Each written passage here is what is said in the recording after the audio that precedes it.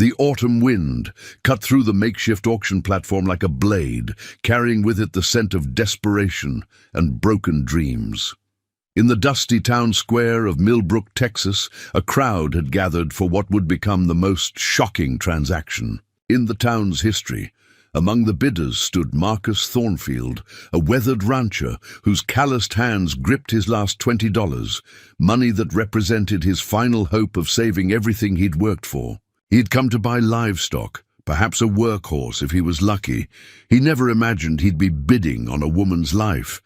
But as the auctioneer's hammer fell, and the pregnant woman on the platform looked directly into his eyes filled with a mixture of terror and desperate hope, Marcus realized that this moment would change both their destinies forever. What he didn't know was that the child she carried would be the answer to prayers he'd whispered to empty skies for 20 years.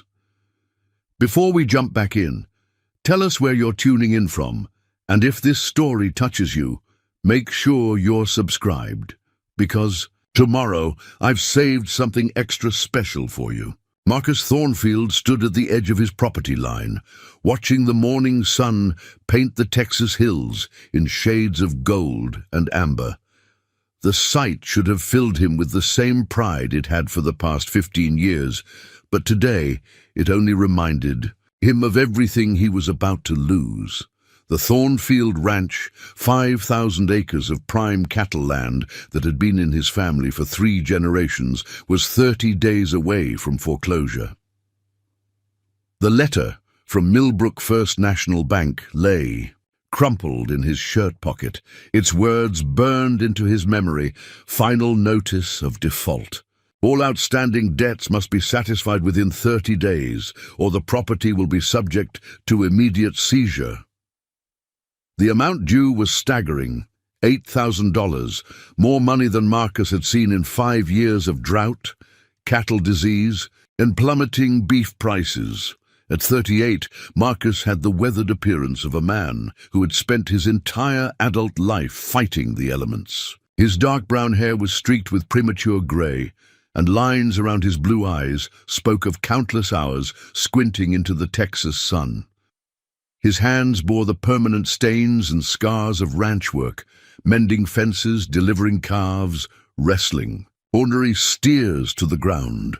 But it was his eyes that told the real story, carrying a deep sadness that had nothing to do with financial troubles.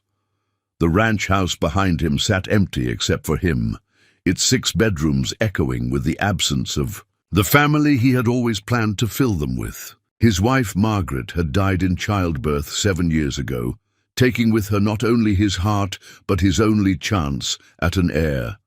The child, a son, had lived only 3 hours, long enough for Marcus to hold him once and whisper promises he would never be able to keep.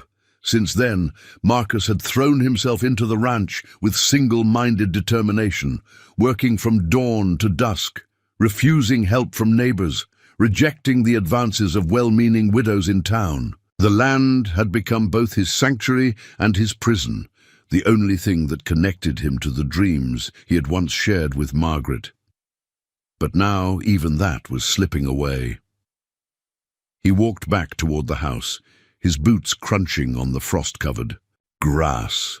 The morning routine that had sustained him for years, coffee, breakfast, checking on the remaining cattle, felt hollow now. What was the point of maintaining a herd when he wouldn't own the land to graze them in a month? Inside the kitchen, Marcus poured himself coffee from the pot he'd made at dawn and sat at the scarred oak table where he'd eaten alone for 7 years. The silence was oppressive, broken only by the ticking of Margaret's grandmother clock in the parlor. He had grown accustomed to the quiet, but today it felt different, heavier somehow, as if the house itself knew it was about to be abandoned. A knock at the front door startled him from his brooding. Through the window, he could see his neighbor, Jim Patterson, standing on the porch with his hat in his hands. Jim owned the adjacent property and had been Marcus's closest friend since childhood. If anyone understood the weight of the current crisis, it would be him. "Morning, Jim," Marcus said, opening the door. "You're up early." Jim Patterson was a compact man with graying hair and worried eyes. His own ranch was smaller than Marcus's, but better managed, and he had somehow managed to weather the recent economic storms that had devastated so many of their neighbors. "Marcus, I heard about the bank notice," Jim said without preamble. "Word. Travels fast in a town this size." Marcus nodded grimly. In Millbrook, population 847, financial difficulties were public knowledge almost before the debtor himself knew about them. "I suppose the whole town knows by now." "Most folks, yeah. But that's not why I'm here." Jim stepped inside without invitation, a privilege earned through decades of friendship. "I've got a proposition that might help both of us." Marcus raised an eyebrow but said nothing, leading Jim into the kitchen and pouring him coffee. He had learned to be wary of propositions when he was in desperate circumstances. Desperate men made poor decisions, and he had already made enough of those to last a lifetime. "There's a livestock auction in town today," Jim continued, settling into a chair. "Some good breeding stock coming through, Angus cattle, a few horses, quality animals." "Jim, I can't afford to buy livestock. Hell, I can barely afford to feed what I've got." "That's just it, though. Sometimes you've got to spend money to make money. These particular cattle are special, prize breeding stock from the Morrison Ranch. Up north, old Morrison died, and his widow's selling everything off. If you could pick up a good bull and a few quality heifers, you could turn this place around in 2 seasons. Marcus stared into his coffee cup, swirling the dark liquid absently. "With what money? I've got $20 to my name, and that's supposed to last until I lose this place." "I'll front you the money," Jim said quietly. "Whatever it takes to buy the stock you need. We'll call it a partnership. When you turn a profit, you pay me back with interest." The offer was generous, perhaps too generous. Marcus studied his friend's face, looking for the catch he knew had to be there. In his experience, people didn't offer charity to failing ranchers unless they had ulterior motives. "What's in it for you?" Marcus asked bluntly. Jim had the grace to look embarrassed. "All right, there is something. My Sarah's been after me to expand our operation, but I don't have the land. If you can get back on your feet, maybe we could work out some kind of arrangement. Shared grazing rights, joint ventures, that sort of thing." It made sense. Jim's ranch was profitable but small, while Marcus had abundant land but no capital to work it properly. A partnership could benefit both of them, assuming Marcus could actually pull himself out of his current hole. "How much are we talking about?" Marcus asked. "Depends on what's available. Could be anywhere from $500 to $2,000 for the right animals." $2,000. It was a fortune to Marcus in his current situation, but it was also less than a quarter of what he owed the bank. Even if Jim's plan worked perfectly, it would only buy him time, not solve his fundamental problem. "I appreciate the offer, Jim, I really do. But even if I bought the best breeding stock in Texas, I wouldn't see a profit for at least 2 years. The bank wants their money in 30 days. Jim leaned forward, his expression earnest. "Marcus, you can't just give up. This ranch has been in your family for 3 generations.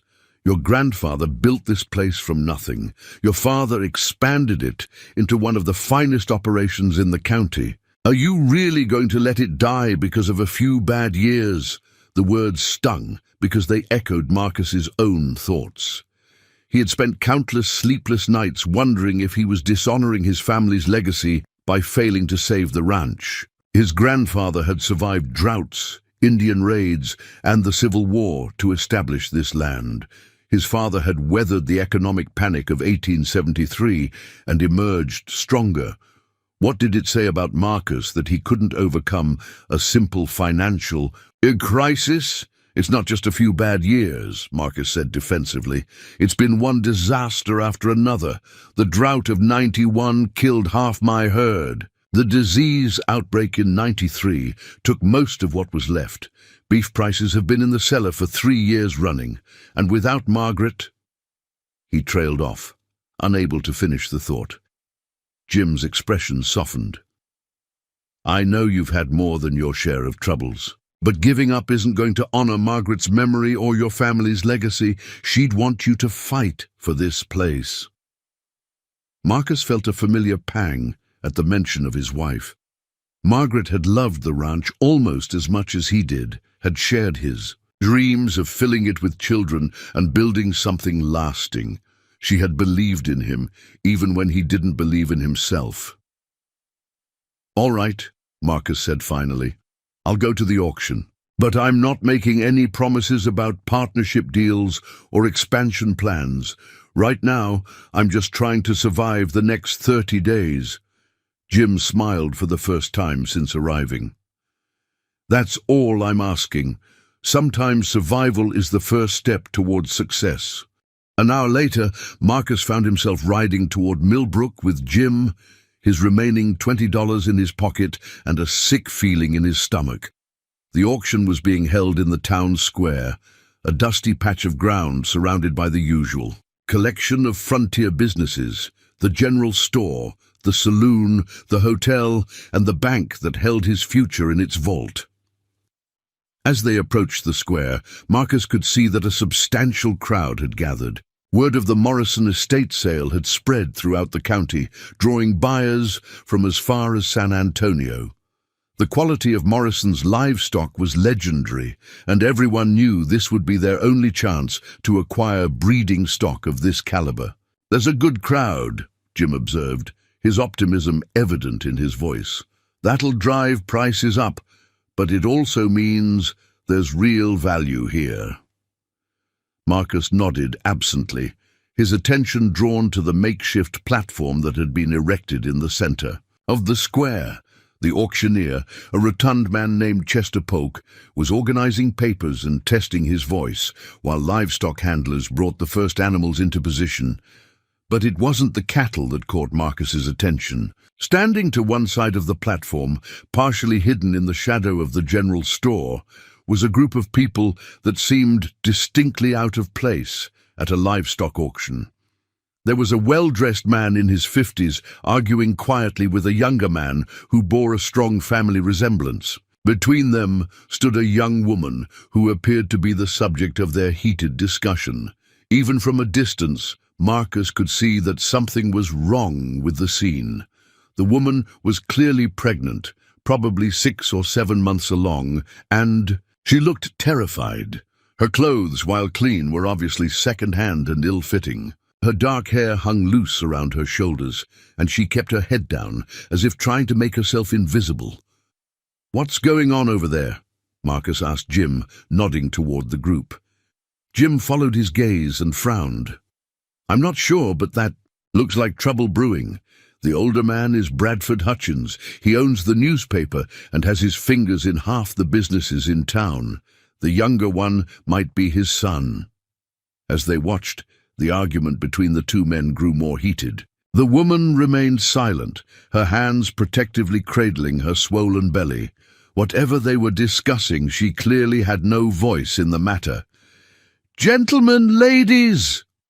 Chester Polk's voice boomed across the square, calling the crowd to attention. "Welcome to the Morrison Estate Auction. We've got some of the finest breeding stock you'll ever see, and we'll be starting with lot number 1 in just a few minutes." Marcus tried to focus on the auctioneer's spiel about the quality of the cattle and the terms of sale, but his eyes kept drifting back to the woman by the general store.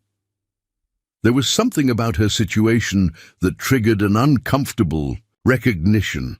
She looked trapped, powerless, subject to the whims of men who saw her as property rather than a person. The first few lots went quickly. 3 young bulls that sold for more than Marcus had expected, confirming Jim's prediction about high prices. The quality was indeed exceptional, but so was the cost. Marcus began to wonder if his $20 would buy him anything more than a good view of other people's purchases. "Don't worry," Jim whispered, sensing his friend's concern. "The best. Deals usually come at the end, when people have spent their money on the premium lots." But as the auction progressed, Marcus found his attention increasingly drawn away from the livestock and toward the unfolding drama near the general store. The argument between Bradford Hutchins and the younger man had reached some kind of resolution, but not one that seemed to favor the pregnant woman. She now sat on a wooden crate, her face pale and her hands trembling. It was then that Chester Polk made an announcement that sent a shockwave through the assembled crowd. "Ladies and gentlemen, we have a special addition to today's auction.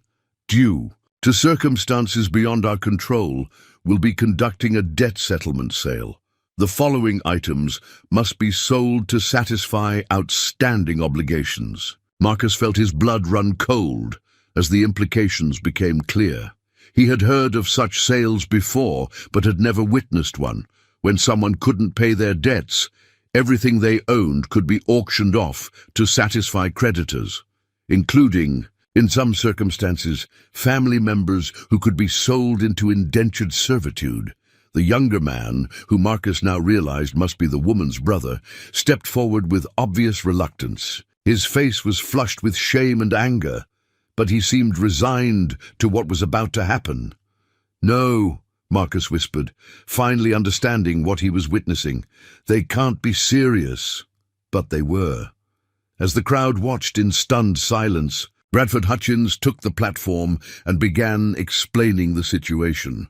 The woman's brother, Thomas Miller, had run up significant gambling debts. Unable to pay, he was being forced to sell his only asset of value, his pregnant sister, into indentured servitude to satisfy his creditors.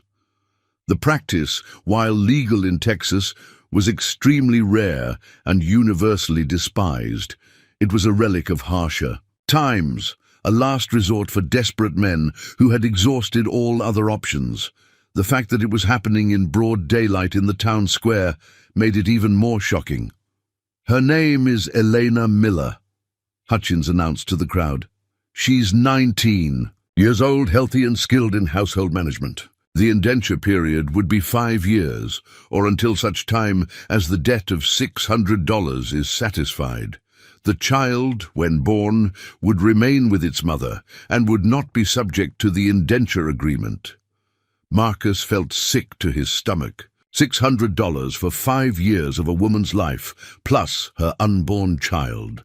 It was slavery in all but name, and the fact that it was legal didn't make it any less reprehensible.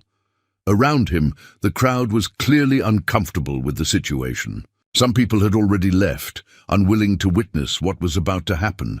Others whispered among themselves, their expressions ranging from outrage to morbid curiosity. "We should go," Jim said quietly. "This isn't right." But Marcus found himself unable to move. He watched as Elena Miller was helped onto the platform, her face a mask of resignation and terror. She was younger than he had thought, probably not even 20, with delicate features and dark eyes that held a strength that belied her circumstances. The bidding began slowly and reluctantly. A few ranchers made token offers, more out of obligation than genuine interest. The prices were insultingly low, $30, $50, amounts that wouldn't buy a decent horse, but were apparently sufficient to purchase a human being's freedom. Marcus felt anger building in his chest, a hot rage that surprised him with its intensity. This woman was someone's daughter, someone's sister. The child she carried was innocent of whatever crimes had brought her to this moment. Neither of them deserved to be traded like livestock to satisfy a gambling debt. It was then that Elena Miller raised her head and looked directly at him. Their eyes met across the dusty square, and Marcus felt something shift inside him. There was no pleading in her gaze, no desperate appeal for rescue. Instead, he saw a quiet dignity that remained unbroken despite her circumstances. She was not asking for his help. She was simply acknowledging his humanity in a moment when hers was being denied. The current bid stood at $75. Marcus looked down at the $20 in his hand. His last $20, the money that was supposed to sustain him until he lost everything. It wasn't enough to buy her freedom, but it was all he had. "Do I hear $80? Chester Polk called out, his discomfort with the proceedings evident in his voice. Without fully understanding why, Marcus raised his hand and called out, $100. The crowd turned to stare at him in surprise. $100 was 5 times what he actually possessed, but something inside him had snapped at the sight of this woman being sold like cattle. "Marcus, what are you doing?" Jim hissed beside him. "You don't have that kind of money." Marcus ignored him, his attention focused entirely on Elena Miller's face. She was looking at him again, and this time he thought he saw a flicker of hope in her dark eyes. "100 going once," Polk called out, clearly hoping no one would raise the bid. Another voice from the crowd, "125. Marcus's heart sank. He had no more money to offer, no way to compete with serious bidders. He had made a grand gesture with funds he didn't possess, and now someone else would purchase Elena Miller's freedom. But then he remembered something his grandfather had once told him. "Sometimes, Marcus, you have to risk everything on faith. That's what separates living from just surviving." $200, Marcus called out, his voice carrying across the square with a confidence he didn't feel. The crowd murmured in surprise. $200 was serious money, enough to buy several head of cattle or a good horse. For an indenture contract, it was almost unheard of. "Do I hear 250? Polk asked, but there were no other bidders. The amount had escalated beyond what anyone was willing to pay for 5 years of a pregnant woman's labor. 200 going once, going twice, sold to Marcus Thornfield. The hammer fell with a finality that echoed across the square. Marcus had just purchased Elena Miller's indenture contract for $200 he didn't have, committing himself to a debt that would likely accelerate his own financial ruin. As the crowd began to disperse and Elena Miller was led toward him by a county official, Marcus wondered if he had just made the biggest mistake of his life, or if he had finally done something that would make his wife's memory proud. What he didn't know was that the child Elena carried would prove to be worth more than all the money in Texas, and that this desperate gamble would change both their lives in ways neither could imagine. Preparing and narrating this story took us a lot of time, so if you are enjoying it, subscribe to our channel. It means a lot to us. Now back to the story. The walk from the town square to Marcus's wagon felt like the longest journey of his life. Behind him, Elena Miller followed silently, her movements careful and measured as she navigated the uneven ground. The county clerk, a nervous man named Wilkins, clutched the indenture papers as if they might spontaneously combust. "Mr. Thornfield," Wilkins said, mopping his brow with a handkerchief despite the cool autumn air, "there's still the matter of payment. $200, payable immediately." Marcus felt sweat beading on his own forehead. In the heat of the moment, his righteous anger had overridden his practical judgment. Now, faced with the reality of his situation, he realized he had potentially made things worse for everyone involved. If he couldn't pay, Elena would simply be put back on the auction block, and he would face additional legal consequences for fraudulent bidding. "I'll need to arrange payment through the bank," Marcus said, hoping his voice sounded more confident than he felt. "Will you accept a promissory note backed by my property?" Wilkins looked skeptical. Everyone in town knew about the Thornfield Ranch's financial troubles. "Mr. Thornfield, I'm not sure the county can accept—" "I'll vouch for him," a familiar voice interrupted. Bradford Hutchins approached the group, his expression unreadable. "Marcus Thornfield's word has always been good in this town. If he says he'll pay, he'll pay." Marcus stared at the older man in surprise. Hutchins had been the one facilitating Elena's sale in the first place. Why would he suddenly be helping to ensure the transaction went through? "Very well," Wilkins said, clearly relieved to avoid further complications. "I'll prepare the paperwork for bank settlement. Miss Miller, you're now legally bound to Mr. Thornfield for a period of 5 years, or until such time as the debt of $200 is satisfied. Do you understand these terms?" Elena nodded quietly, her hands still protectively cradling her belly. She hadn't spoken a word since the bidding ended, and Marcus was beginning to wonder if she was mute, in shock, or simply too terrified to speak. "There's one more thing," Hutchins said, his tone carefully neutral. "The girl's brother, Thomas, has left town, said he couldn't bear to watch what he'd done, asked me to give her this." He handed Elena a small cloth bundle tied with string. Elena accepted the bundle with trembling hands, and for the first time since Marcus had seen her, tears began to flow down her cheeks. She clutched the package to her chest, as if it contained her entire world. "Well then," Wilkins said, clearly eager to conclude the uncomfortable proceedings, "I believe that settles everything. Good day to you all." He hurried away, leaving Marcus alone with Elena and the growing realization that he had no idea what to do next. Jim Patterson, who had been waiting by the wagon, approached with obvious concern. "Marcus, what in the hell were you thinking? You don't have $200. Hell, you don't have $20 after today." "I know," Marcus replied quietly, glancing at Elena to gauge her reaction to this revelation. If she was surprised to learn that her new master was as financially desperate as she was powerless, she didn't show it. "Then how are you planning to pay for this?" Jim pressed. "The bank isn't going to extend you more credit, especially not for something like this." Marcus had been wondering the same thing, but one look at Elena's pale, frightened face strengthened his resolve. "I'll figure something out. Maybe sell some of the remaining cattle, mortgage the equipment. There has to be a way." "Marcus," Jim said gently, "you're talking about accelerating your own bankruptcy to pay for a woman you don't even know. Is that really what Margaret would have wanted?" The mention of his wife's name hit Marcus like a physical blow, but not in the way Jim intended.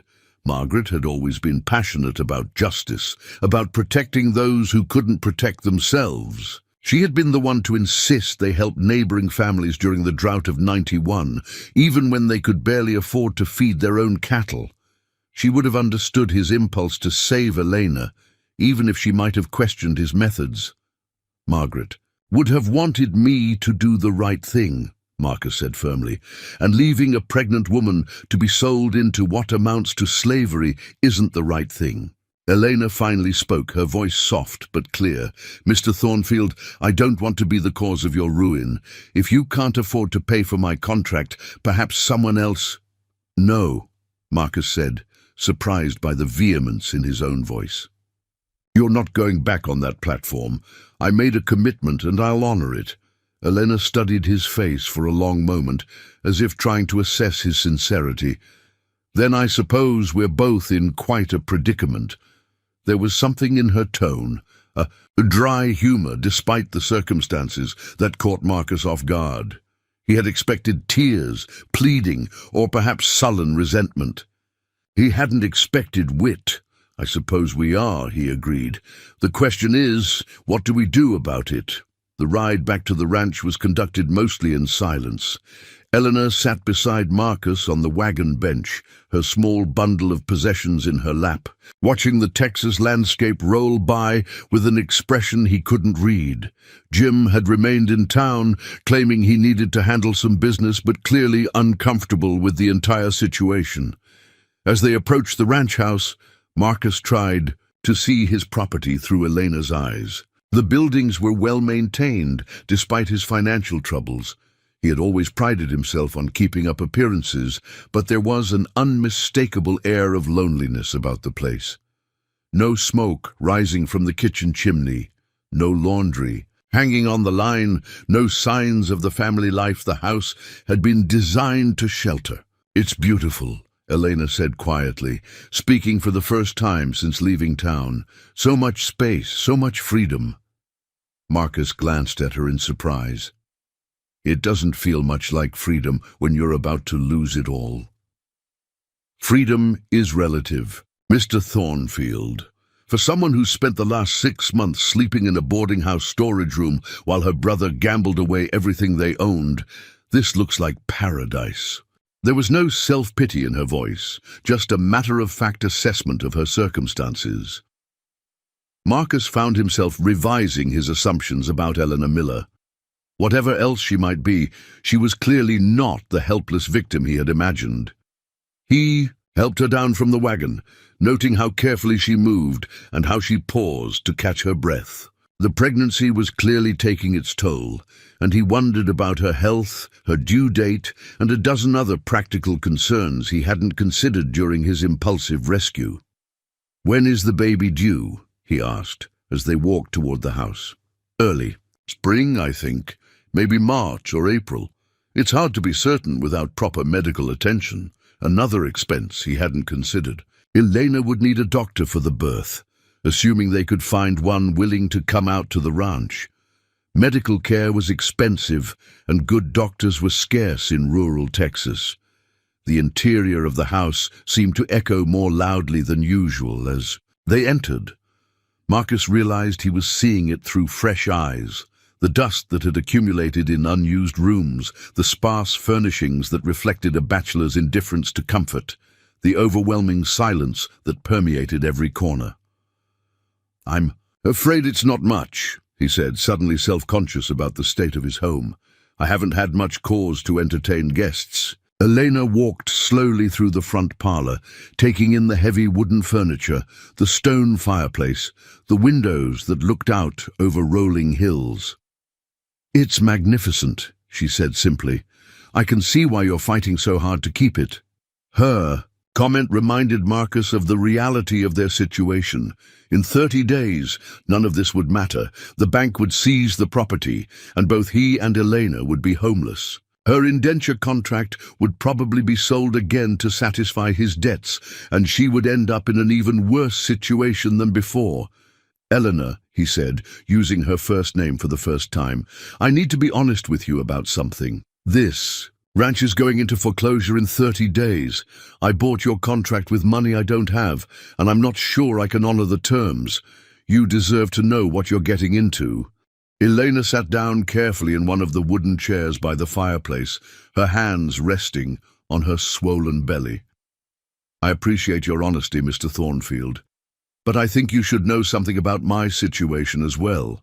The child I'm carrying. Its father wasn't my husband." Marcus felt heat rise in his cheeks, unsure how to respond to this confession. In frontier society, unwed pregnancy was a scandal that could destroy a woman's reputation and prospects forever. It explained why her brother had been able to sell her so easily. Damaged goods had little value in the marriage market. "That's none of my business," he said finally. "It is if you're going to be responsible for me and the child for the next 5 years," Elena replied. "The father was a traveling merchant who promised to marry me and take me back east with him.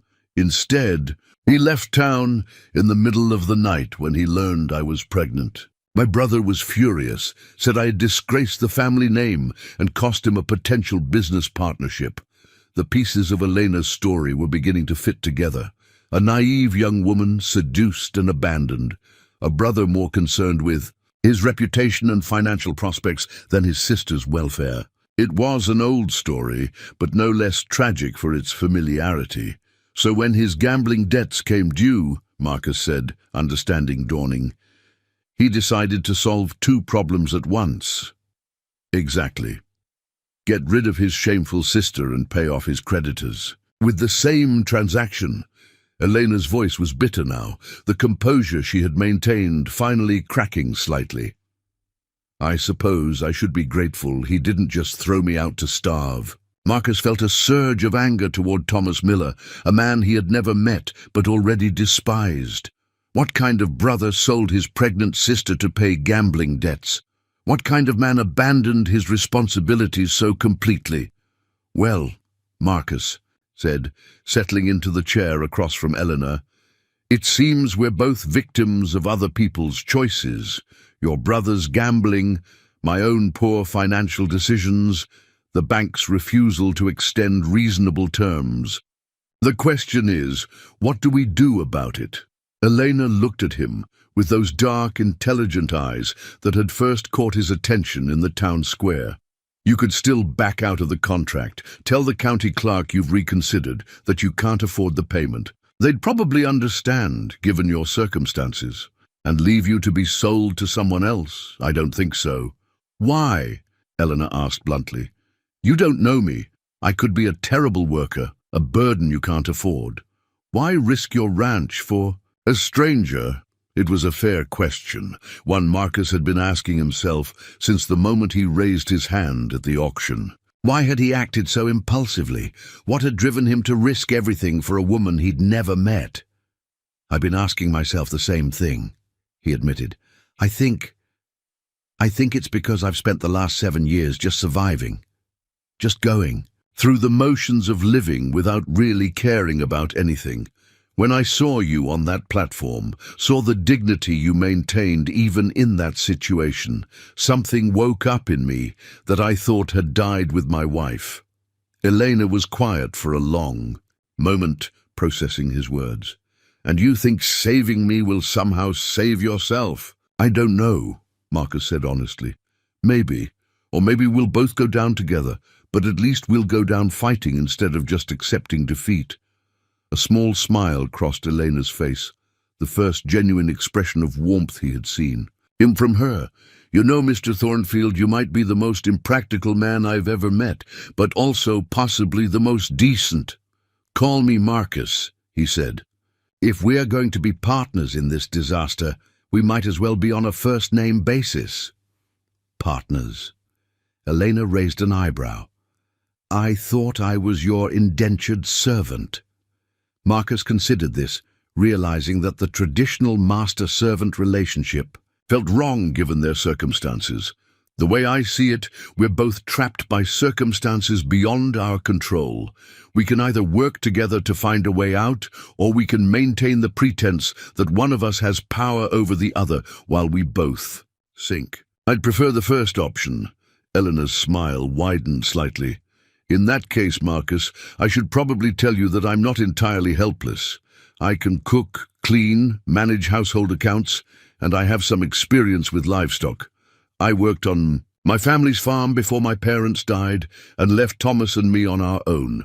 This was the first piece of genuinely good news Marcus had received in months. A woman who could actually contribute to the ranch's operation was worth far more than someone who would simply be another mouth to feed.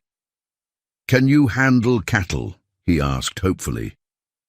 I helped deliver calves, treated sick animals, even helped with branding when we had hired hands. It's been a few years, but I think I remember most of it. Marcus felt a stirring of something he hadn't experienced in years. Hope. Elena, what would you say to a real partnership? Not indenture, not master and servant, but actual partners, working together to save this ranch. Elena's eyes widened at the suggestion. You'd trust me that much? You barely know me. I know you maintained your dignity while being sold like livestock. I know you're not bitter despite having every right to be. I know you're practical enough to assess situations honestly and brave enough to face hard truths. That's more than I can say about most of the people I do know. Elena was quiet for several minutes, her hands moving in slow circles over her belly as she considered his offer. Finally, she looked up at him with an expression that combined hope with determination. All right, Marcus. Partners it is. But I have one condition. What's that? When this baby is born, it's going to need stability and security. If we're going to save this ranch, we need to do it right. No half measures, no giving up when things get difficult. This child deserves better than parents who quit when the going gets tough. Parents. The word hit Marcus like a thunderbolt. Elena was talking about them as if they would be raising the child together, as if they were already a family unit rather than two strangers thrown together by circumstance. But as he looked at her determined face and thought about the empty rooms, upstairs that had been waiting for children for so many years. The idea didn't seem as strange as it should have. Maybe they were both getting something they needed from this arrangement. Elena getting security for her child, and Marcus getting the family he had always dreamed of. "Agreed," he said, extending his hand to shake on their partnership. "We save the ranch, and we give your baby the best life we can manage." Elena shook his hand firmly, her grip stronger than he had expected. "Our baby, if we're truly going to be partners in this, our baby." The phrase sent a warmth through Marcus's chest that he hadn't felt since Margaret's death. Perhaps this desperate gamble would prove to be the best decision he had ever made. But first, they had to figure out how to come up with $200 in a town where Marcus Thornfield's credit was already exhausted, and they had exactly 29 days to save a ranch that 3 generations of his family had built. The challenge ahead of them was enormous. But for the first time in years, Marcus felt like he wasn't facing it alone.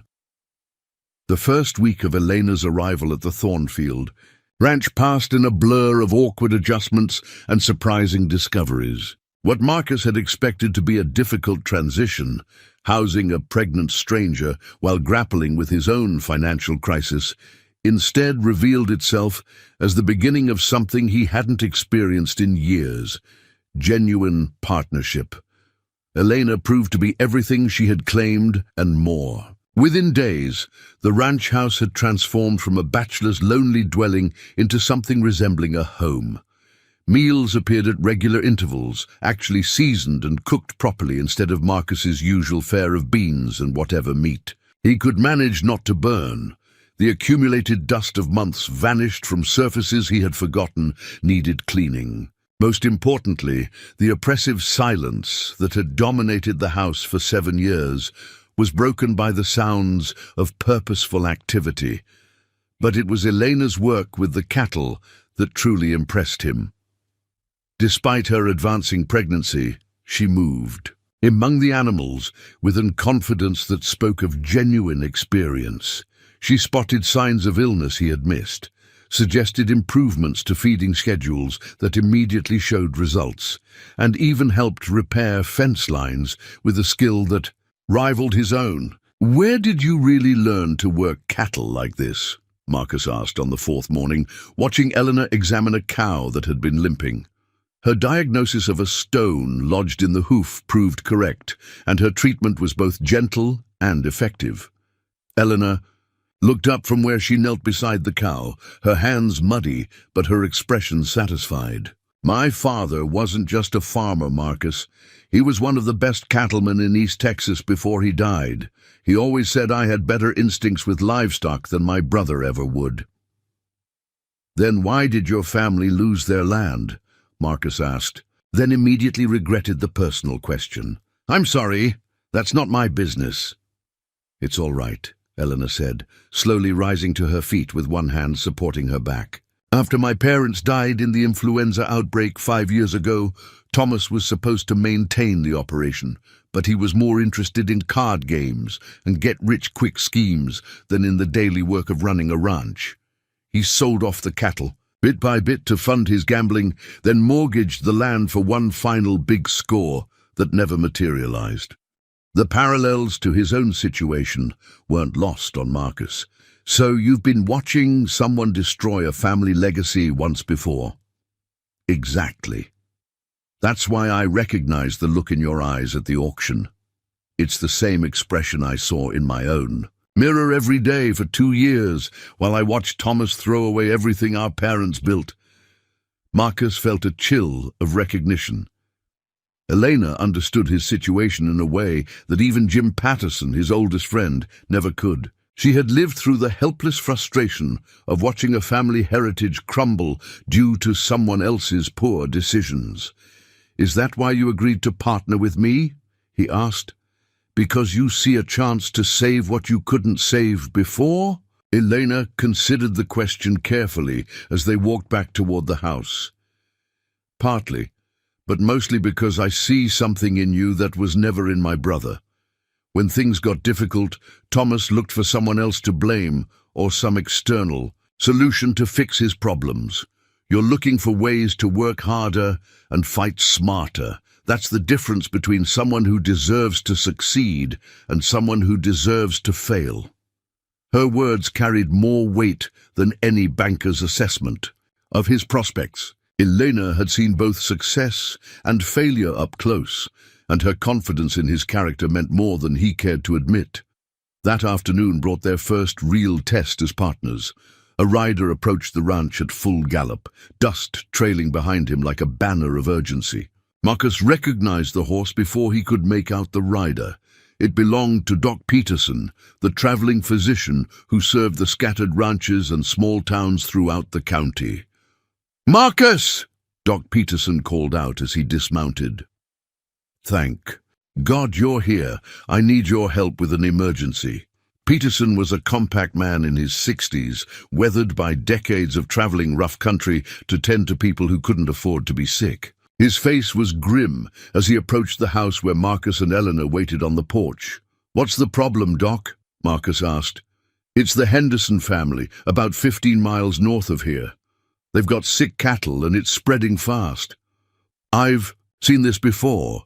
It could wipe out half the herds in the county if it's not contained. I need someone who knows cattle and isn't afraid of hard work to help me isolate the affected animals and treat the ones we can save." Marcus felt his stomach drop. A cattle plague was the last thing the county could afford and the last thing he personally could survive. If disease spread to his remaining herd, he would lose what little livestock he had left. "How bad is it?" Elena asked, stepping forward with obvious concern. Doc Peterson noticed her for the first time, his eyes taking in her condition with professional assessment. "Ma'am, I don't believe we've met. I'm Dr. Peterson." "Elena Miller," she replied, shaking his hand firmly. "I asked how bad the cattle situation is because I have experience with livestock diseases. My father dealt with several outbreaks over the years." Peterson's eyebrows rose with interest. "What kind of experience?" "I helped him treat blackleg, scours, and foot rot. I can recognize symptoms, help with isolation protocols, and assist with treatments if you need extra hands." "Eleanor," Marcus interjected, "you're 7 months pregnant. You can't be around sick cattle." "Actually," Doc Peterson said thoughtfully, "if she knows what she's doing, her help could be invaluable, and pregnancy isn't a barrier to this kind of work as long as she's careful. The question is whether she really has the knowledge she claims." Elena's eyes flashed with something between annoyance and determination. "Dr. Peterson, what are the primary symptoms of blackleg in cattle?" "Sudden lameness, swelling in the affected limb, fever, and rapid progression to death if untreated," Peterson replied promptly. "And the preferred treatment protocol?" "Immediate isolation, drainage of the affected area if possible, application of turpentine or carbolic acid, and hope you caught it early enough." Elena nodded approvingly. "Good. Now, in cases of scours in young calves, what's the most common cause, and how do you address nutritional deficiency during recovery?" Peterson stared at her for a moment, clearly reassessing his initial impressions. "Overfeeding or contaminated milk, and you gradually reintroduce feed with rice water and small amounts of hay tea. Ma'am, where exactly did you learn veterinary protocols?" "My father was one of the founding members of the Texas Cattlemen's Association. He believed in scientific approaches to livestock management, and he taught me everything he knew because he said ignorance was the biggest killer of cattle in Texas." Marcus looked between Elena and Doc Peterson, realizing he was witnessing something significant. Elena wasn't just someone who had helped around a farm. She had genuine expertise that could be valuable not just to his ranch, but to the entire county. "All right," Peterson said decisively. "If you're willing to help, I could use someone with your knowledge. But Marcus, I have to warn you, this isn't going to be a short-term commitment. If this disease is what I think it is, we could be looking at weeks of isolation and treatment protocols."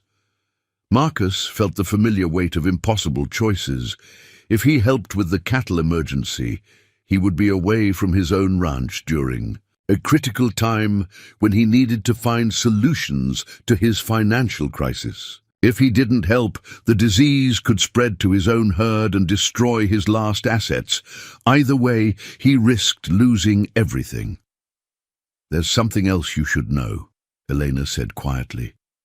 "If this is the same outbreak that hit the Morrison ranch before they sold their cattle, it could be more serious than a typical disease." Both men stared at her. "What do you mean?" Peterson asked. Elena looked uncomfortable, as if she were about to reveal something she had hoped to keep private. The reason Morrison's widow was really selling off their livestock wasn't just because her husband died. I overheard conversations at the boarding house where I was staying. Their cattle had been poisoned. Poisoned? Marcus felt his blood run cold. By who? Bradford Hutchins has been buying up failing ranches throughout the county for the past year, always at prices well below market value, always from families facing sudden financial crises. Morrison's herd was healthy until about 6 weeks ago, when they suddenly started dying off mysteriously. Doc Peterson's face had gone pale. "Elena, are you suggesting that someone is deliberately poisoning cattle to force ranchers into bankruptcy?" "I'm saying that the timing is awfully convenient for someone who profits from buying distressed properties. And I'm saying that if you're going to treat this disease, you might want to consider whether you're looking at symptoms of poisoning rather than natural illness." Marcus felt pieces of a puzzle clicking into place in his mind. His own financial troubles had been exacerbated by unusual cattle losses over the past year, animals that died suddenly without obvious cause despite his careful management. He had attributed it to bad luck and harsh weather, but what if there had been a more sinister explanation? "Elena," he said slowly, "do you think my cattle losses might have been—" "I don't know," she replied honestly, "but I think it's worth investigating. Especially since Bradford Hutchins was so quick to vouch for your payment at the auction. Men like him don't usually help people unless they have something to gain." The implications were staggering. If Elena was right, then Marcus's financial crisis wasn't just the result of bad luck and poor management. He might be the victim of a deliberate campaign to force him off his land. "Doc," Marcus said, his voice tight with controlled anger, "when we go to examine these sick cattle, I want you to look for signs of poisoning, not just disease." "Can you do that?" Peterson nodded grimly. "I can test for several common toxins, but Marcus, if someone is really doing this deliberately, you're all in danger. People who poison cattle to steal land won't hesitate to eliminate witnesses." Elena placed a protective hand on her belly, but her expression remained determined. "Then we'll have to be very careful about how we investigate, but we can't let them continue destroying families and stealing their heritage." Marcus looked at this remarkable woman who had entered his life only a week ago and already proven herself to be far more than he had ever imagined. She was not just his partner in saving the ranch. She might be his ally in exposing a conspiracy that threatened every honest rancher in the county. "All right," he said finally. "We help with the Henderson emergency, but we also investigate the possibility of deliberate poisoning. And Elena?" He turned to face her directly. "I want you to stay at a safe distance from any confrontations. You and the baby are too important to risk." Elena smiled, and for the first time since he had known her, the expression reached her eyes completely. "Marcus, that's the most protective thing anyone has said to me in years. But don't worry. I have no intention of putting this child at risk. We're going to need this baby to carry on what we're building here." As they prepared to leave for the Henderson ranch, Marcus found himself thinking about Elena's words. She kept referring to this child and this baby as if it were already part of their shared future, integral to their plans for saving the ranch and building a life together. What he didn't know was that Elena had her own secret about the child. She carried a secret that would change everything he thought he understood about their partnership and their future. But that revelation would have to wait until they had dealt with the immediate crisis of diseased cattle and the growing suspicion that someone was waging war against the honest ranchers of their county. As they rode north toward the Henderson property, Marcus realized that in trying to save Elena from the auction block, he had gained far more than a partner. He had found an ally in a fight he hadn't even known he was in, and possibly the key to saving not just his ranch, but his entire way of life.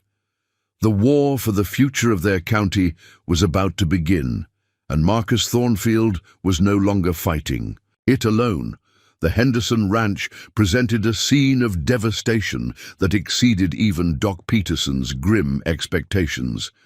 Cattle lay scattered across the pasture in various stages of distress, some already dead, others stumbling weakly as if their legs could barely support them. The surviving animals clustered together near the water trough, their eyes dull with sickness and their breathing labored. Mary Henderson met them at the gate, her face streaked with tears and exhaustion. She was a woman in her 40s who had always prided herself on maintaining a pristine operation, but the past week had clearly taken its toll. Her usually neat appearance was disheveled, and her hands shook as she pointed toward the worst affected areas. It started with just 3. "We hid last Monday," she said, her voice cracking with strain. "By Wednesday, we had lost 12. Now, Dr. Peterson, I think we've lost almost 40 cattle in 6 days. I don't know what to do." Elena dismounted carefully from her horse and immediately began examining the nearest sick animal, her movements confident despite her pregnancy. Marcus watched in amazement as she checked the cow's eyes, felt along its neck and jaw, and then bent to examine its hooves with practiced efficiency. "Dr. Peterson," she called out after a few minutes, "this isn't blackleg or any cattle disease I've seen before. Look at these symptoms." Peterson hurried over with Marcus close behind. Elena pointed to specific signs she had discovered during her examination. "The muscle tremors are wrong for most diseases," she explained. "And see how the pupils are dilated? That's not typical of natural illness. But notice there's no fever, no respiratory distress, no swelling. These animals are showing classic signs of poisoning." Doc Peterson conducted his own examination, his expression growing increasingly grave. "You're right. This looks like plant toxicity, possibly oleander or water hemlock. But I've never seen it affect this many animals at once." "That's because this isn't accidental poisoning," Elena said grimly. "Someone introduced toxic material into their feed or water supply deliberately." Mary Henderson stared at them in shock. "You're saying someone poisoned my cattle on purpose? But who would do such a thing, and why?" Marcus felt his anger building as he surveyed the devastation. This represented years of careful breeding, thousands of dollars in lost livestock, and the destruction of a family's livelihood.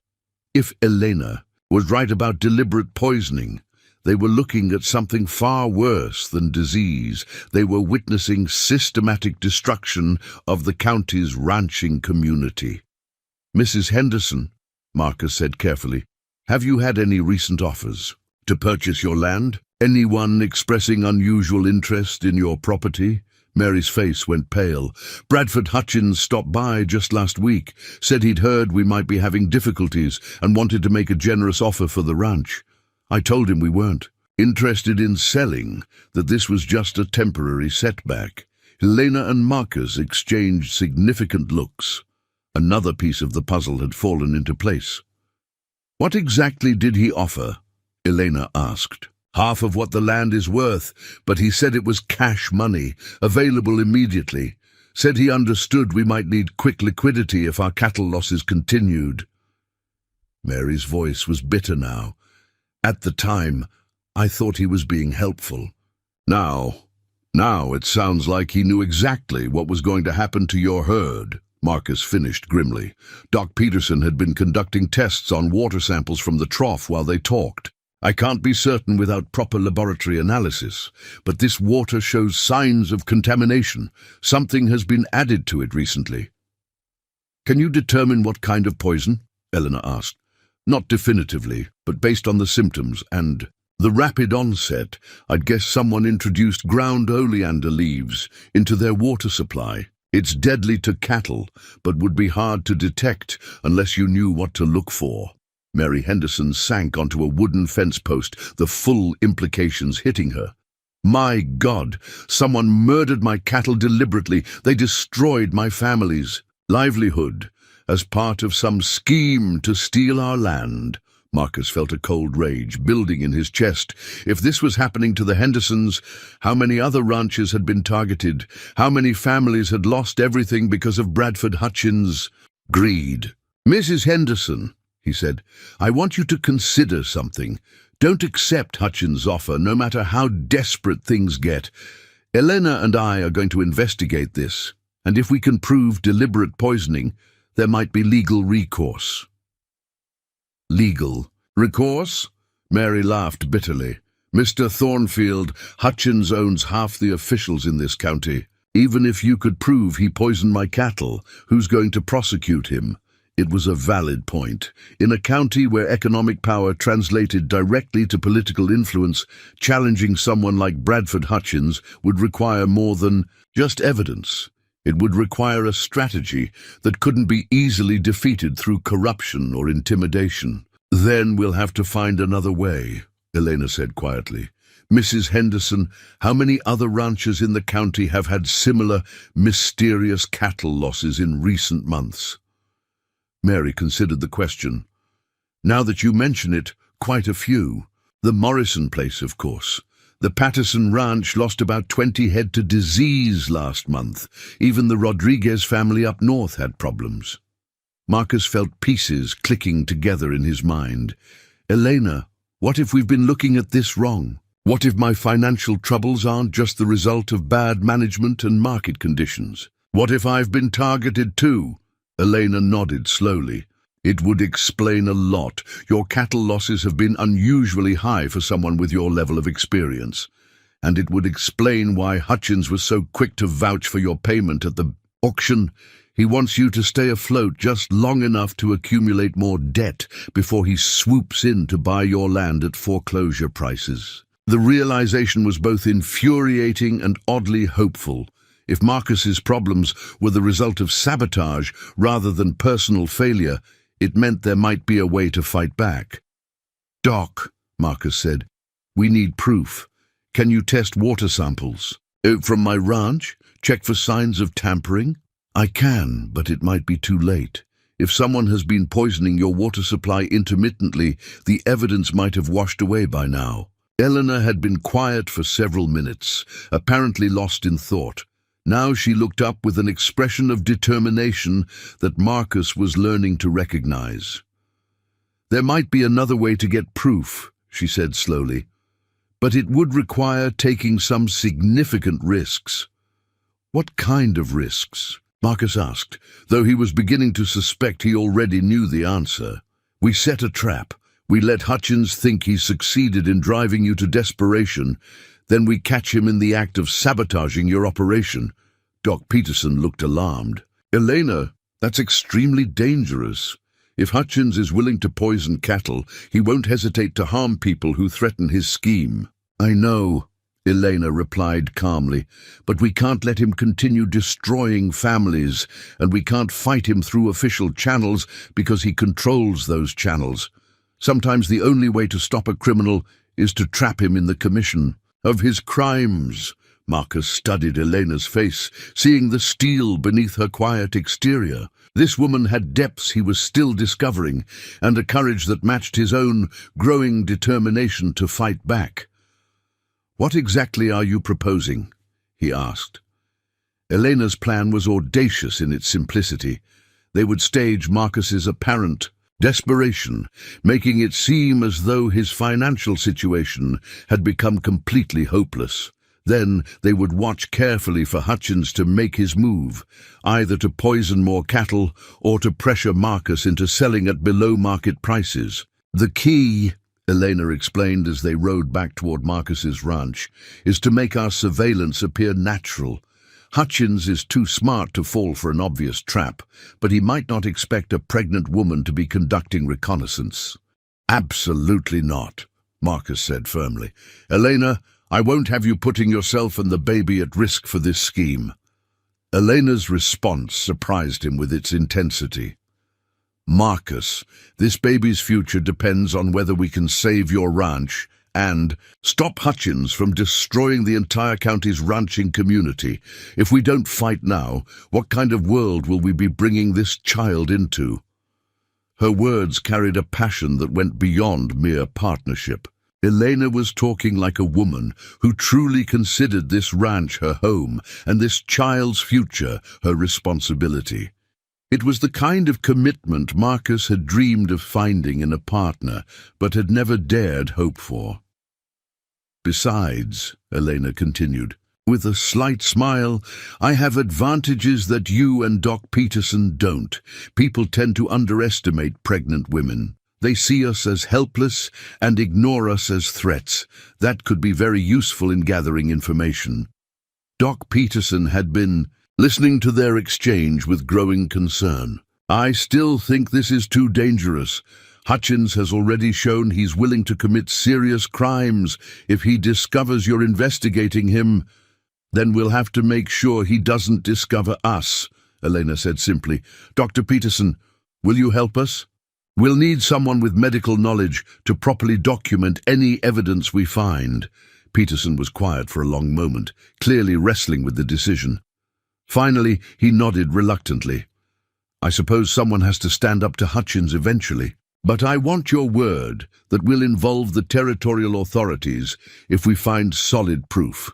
Agreed, Marcus said, but first we have to get that proof. As they approached the Thornfield Ranch, Marcus noticed smoke rising from the kitchen chimney and realized that for the first time in years he was coming home to a house where someone was waiting for him. The sight filled him with a warmth that had nothing to do with the physical comfort of a heated house. Elena, he said as they prepared to dismount, there's something I need to ask you. Earlier today, when you were talking about the baby's future, you sounded like you were planning to stay here permanently, even after the indenture period ends. Elena paused in the act of climbing down from her horse, her hand resting on her swollen belly. For a moment, Marcus thought she might not answer at all. Marcus, she said finally, I need to tell you something about this baby, something I should have mentioned before. Marcus felt his heart skip a beat. There was something in Elena's tone that suggested whatever she was about to reveal would change everything. What is it? Elena took a deep breath, as if gathering courage for a difficult confession. The baby's father.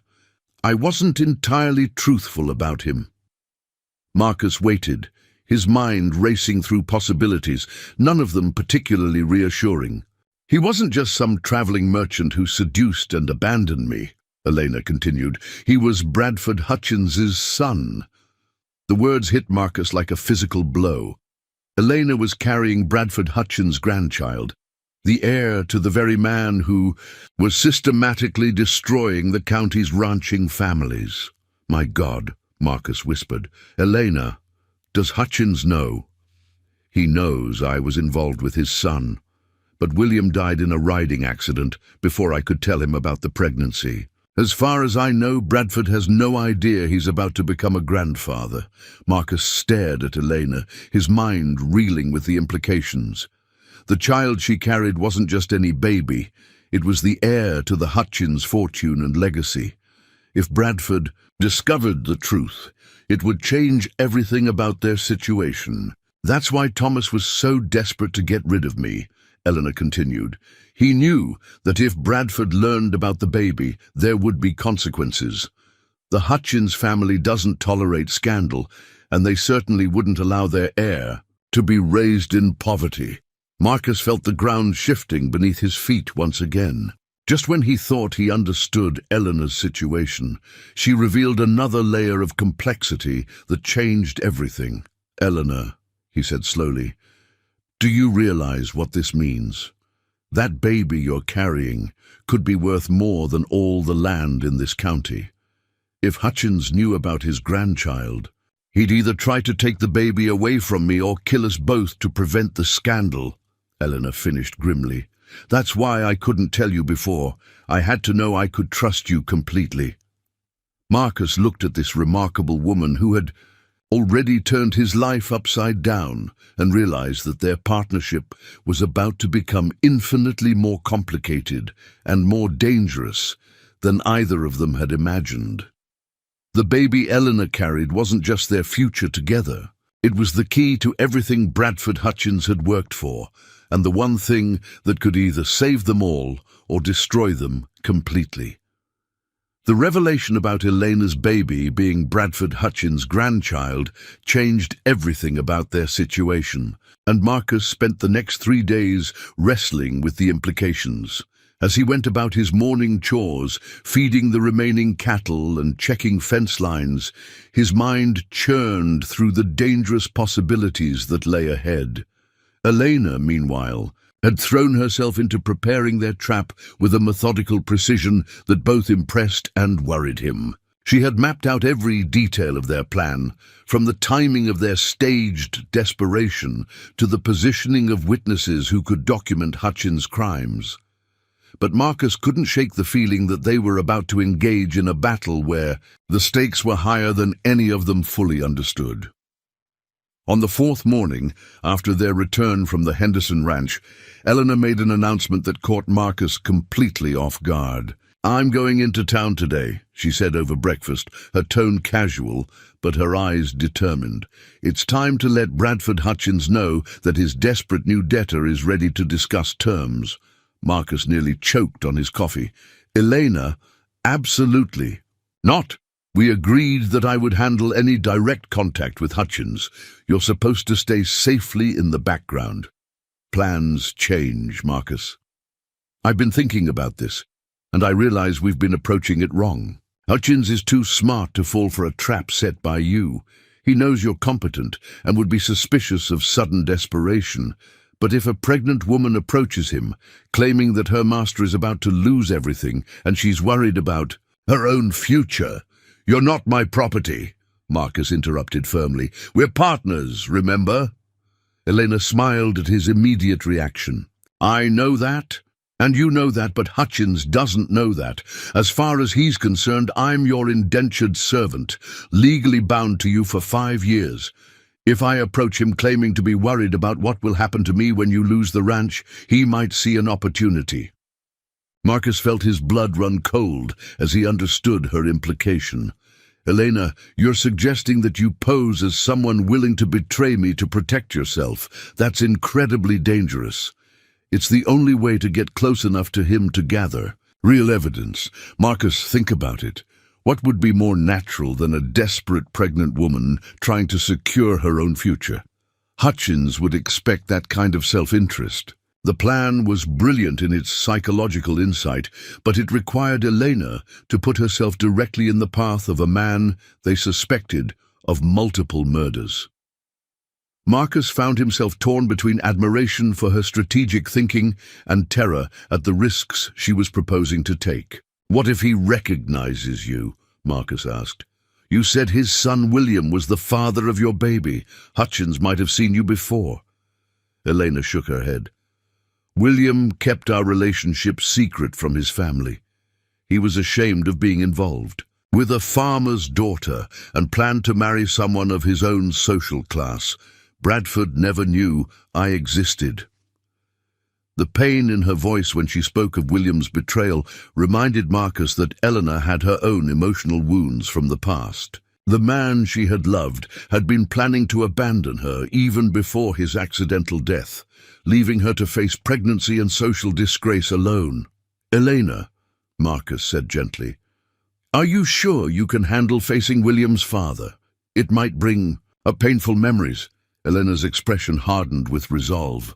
"Marcus, Bradford Hutchins is systematically destroying every honest ranching family in this county.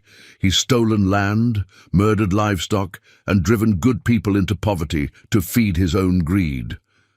Whatever pain I might feel about William pales in comparison to my anger about what his father is doing. Marcus studied her face, seeing the steel beneath her quiet exterior. Elena Miller had been forged by tragedy and betrayal into someone capable of remarkable courage and determination. But that didn't make it any easier for him to watch her walk into danger. "All right," he said finally, "but we do this carefully, with backup plans and safety measures. I want Doc Peterson positioned where he can observe everything, and I want a predetermined signal for you to abort the mission if things go wrong." Elena nodded approvingly. "I was hoping you'd say that. I've already worked out most of the details." She spread out a hand-drawn map of Millbrook on the kitchen table, marking key locations with careful precision.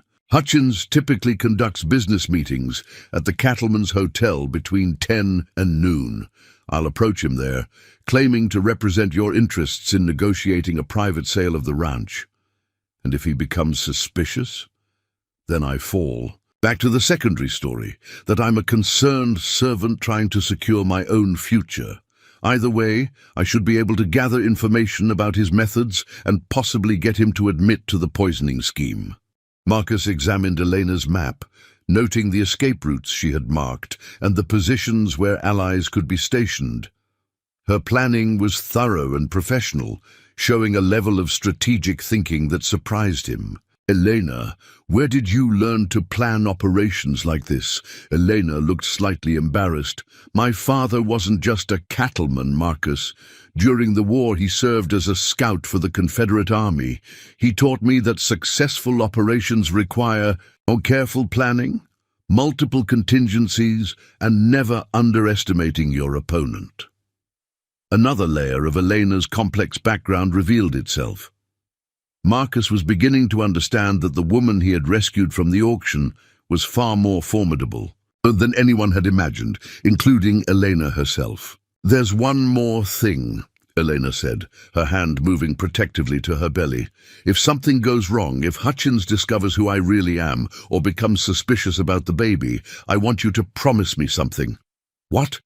"Promise me you'll protect this child, even if it means abandoning our plans to save the ranch. This baby is innocent of its grandfather's crimes, and it deserves a chance at a good life." Marcus reached across the table and took Elena's hands in his. "Elena, nothing is going to happen to you or the baby. But yes, I promise, if the worst happens, I'll make sure your child is safe and loved." Elena squeezed his hands gratefully. "Thank you. That means more to me than you know." 2 hours later, Marcus watched from the window of Patterson's store as Elena walked purposefully toward the Cattleman's Hotel. She had dressed carefully for the occasion, neat but not fine, respectable but not wealthy. She looked exactly like what she was supposed to be, a competent servant concerned about her future prospects. Doc Peterson was positioned at a table in the hotel restaurant, ostensibly reading a medical journal, but actually watching for any sign of trouble. Jim Patterson, despite his earlier concerns about Marcus's judgment, had agreed to help by creating a diversion if Elena needed to escape quickly. Marcus felt his heart hammering as Elena disappeared into the hotel. Despite all their planning and precautions, she was now alone with a man they suspected of multiple murders, carrying information that could expose his entire criminal operation. The waiting was agonizing. Marcus tried to occupy himself by reviewing the ranch's financial records, looking for patterns that might support their theory about systematic sabotage. But his attention kept drifting to the hotel across the street, wondering what was happening. Behind those walls, after what felt like hours, but was probably only 30 minutes, Elena emerged from the hotel. She walked calmly back toward Patterson's store, but Marcus could see tension in her posture that suggested the meeting had not gone entirely according to plan. "How did it go?" Marcus asked as soon as she entered the store. Eleanor glanced around to ensure they were alone, then sat down heavily in a chair. "Better and worse than I expected," she said grimly. "What do you mean?" "The good news is that Hutchins definitely took the bait. He's very interested in acquiring your ranch and believes you're desperate enough to accept a below-market offer. He's planning to make his move within the next few days." Marcus felt a mixture of satisfaction and dread. Their trap was working, but it also meant they were about to face a direct confrontation with a dangerous criminal. "What's the bad news?" he asked. Though he was already afraid of the answer, Elena took a deep breath before responding. "Hutchins mentioned something about having dealt with troublesome ranchers before. He specifically referenced the Henderson situation and seemed pleased that their cattle disease had convinced them to consider selling. So he essentially admitted to the poisoning? Not directly, but strongly implied it. But Marcus, there's something else. When I was leaving, I overheard part of a conversation between Hutchins and another man. They were discussing someone named Elena Miller, and Hutchins said he had been looking for her since his son died." Marcus felt his blood turn to ice. "He knows who you are." "I think so. Or at least he suspects. The other man mentioned something about a pregnant woman who might cause problems for the family reputation. The implications were terrifying. If Hutchins knew or suspected that Elena was carrying his grandchild, their entire plan was compromised. Worse, Elena and the baby were now in immediate danger. "We need to get you out of here," Marcus said urgently.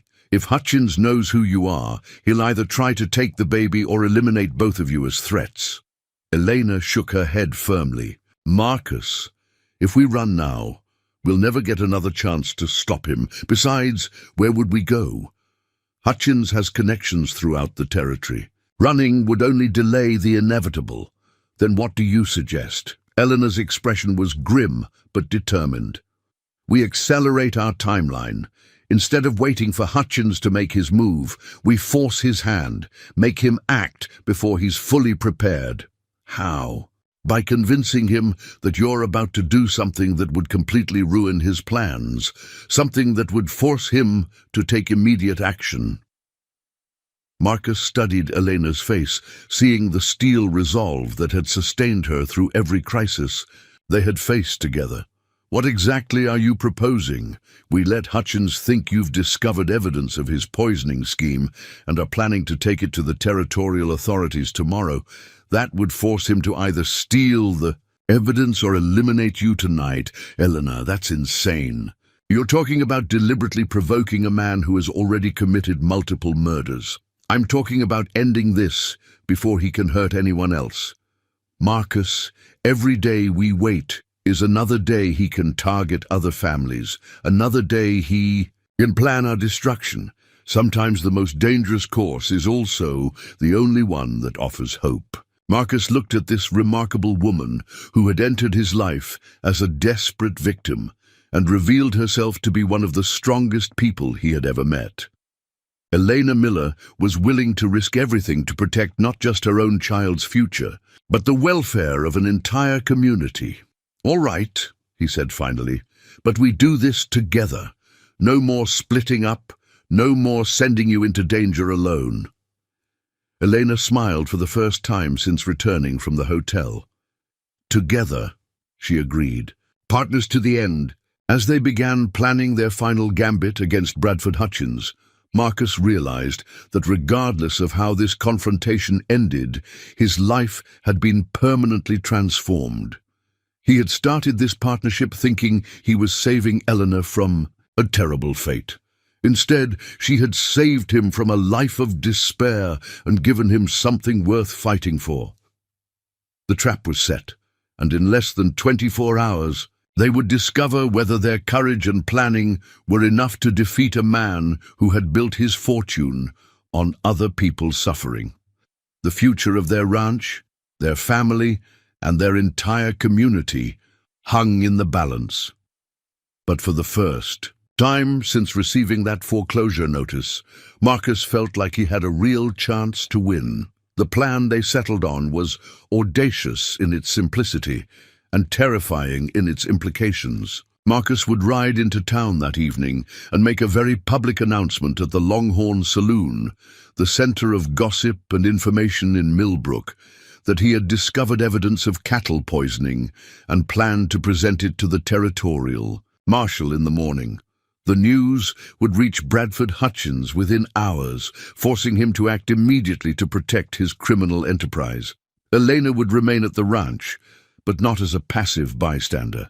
She would position herself in the barn loft with Marcus's rifle, ready to provide covering fire if Hutchins and his men came calling.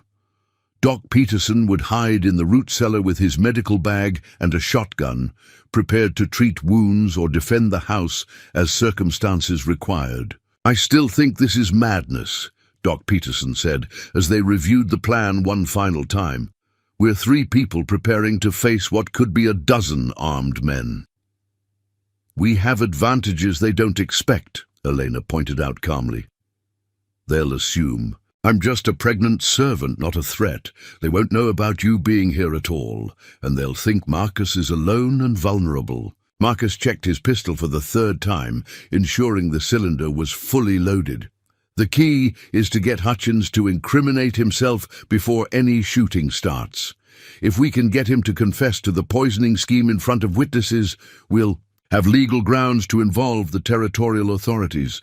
And if he doesn't confess," Peterson asked grimly, "then we make sure he doesn't leave here alive to continue destroying families," Elena said, with a coldness that surprised both men. Marcus looked at her sharply. "Elena, you're talking about murder." "I'm talking about justice," she replied firmly. "Bradford Hutchins has killed dozens of cattle, destroyed multiple families, and stolen thousands of acres of land through fraud and intimidation. How many more people have to suffer before someone stops him?" The steel in her voice reminded Marcus that Elena had her own scores to settle with the Hutchins family. William's betrayal and abandonment had left her pregnant and disgraced. Bradford's systematic destruction of ranching families threatened the only security she and her child might ever have. This wasn't just about saving the ranch anymore. It was about Elena claiming justice for every wrong that had been done to her and others like her. As the sun began to set, Marcus prepared to ride into town for what could be the last performance of his life. He dressed carefully, choosing clothes that made him look desperate but not defeated, a man who might still have fight left in him but was running out of options. "Remember," Elena said as he prepared to mount his horse, "sell the desperation, but don't oversell it. Hutchins is too smart to believe you've given up completely." Marcus nodded, then hesitated. There was something he needed to say before riding into what could be a fatal trap. "Elena, if this goes wrong tonight, if something happens to me, I want you to know that meeting you has been the best thing that's happened to me in 7 years. You've given me back my purpose, my hope, and something worth fighting for." Elena stepped closer, her hand touching his cheek gently. "Marcus, nothing is going to happen to you. We're going to win tonight, save the ranch, and build the life we've been planning together.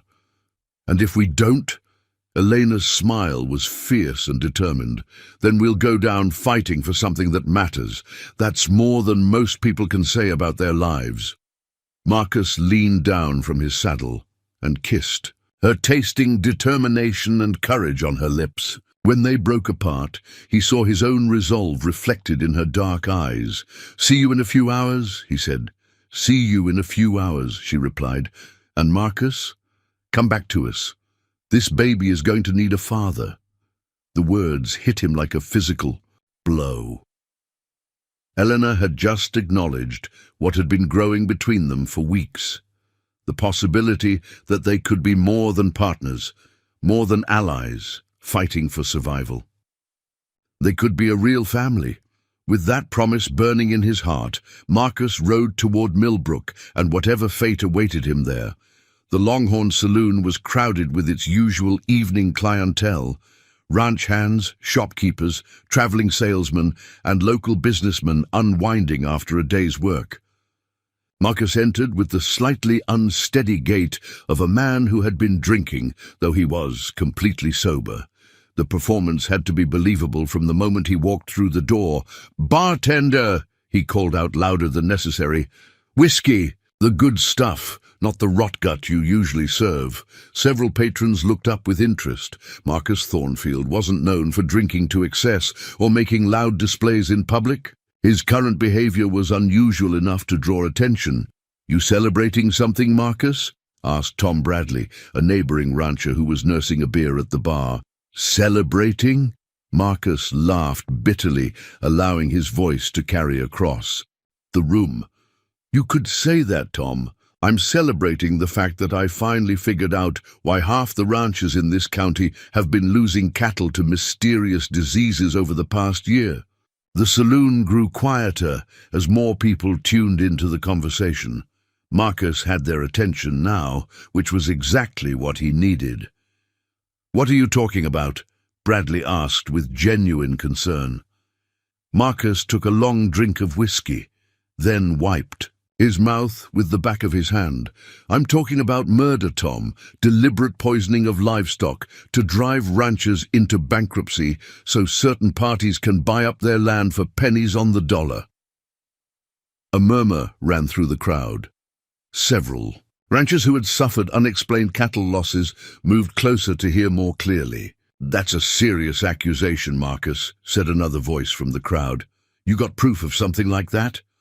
Marcus smiled grimly. "Oh, I've got proof all right.